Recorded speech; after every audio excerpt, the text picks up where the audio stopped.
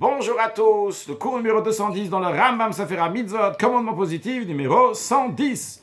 L'ordre qui nous a été enjoint que lorsque quelqu'un il est Metzora, il est lépreux, eh bien il va se sortir de cette impureté de la lèpre par l'action, les actions, le processus que la Torah dit.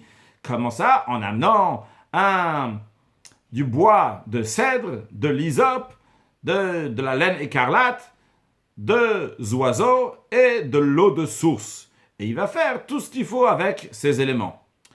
Et par cela, la personne qui était lépreuse va devenir pure. De même, la personne qui avait sa maison qui était lépreuse va devenir pure, comme c'est expliqué dans le verset. Donc, on voit de tout ça que les choses qui rendent impures, quand on voit de tout ça, ce n'est pas seulement de ce commandement-là, mais de tous les commandements qu'il a parlé aussi avant, on en déduit de là que devenir impur suite à une impureté d'après la Torah, c'est trois manières.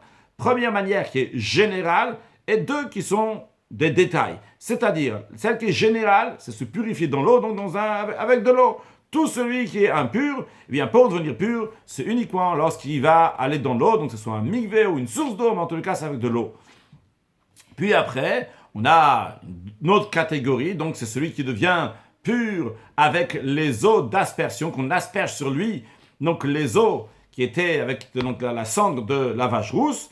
Donc ça, c'est quelqu'un qui est uniquement pour celui qui est devenu impur par un mort. Donc c'est pas pour tous les gens qui sont devenus impurs, mais c'est uniquement celui qui est devenu impur par le contact d'un mort. Quand on lui asperge ces eaux-là, donc il va devenir pur. Et la troisième manière de purifier, c'est justement celle qu'on est en train d'apprendre à propos du Metzora du lépreux. C'est lorsqu'il va amener donc du bois de cèdre, de l'hysope, de la laine écarlate, deux oiseaux et de l'eau de source. Ça, c'est uniquement pour le Metzora. Les lois de ce commandement-là, comment purifier le Metzora, donc sa première étape, c'est expliqué dans le traité Negaïm. Une excellente journée et Mashiach now!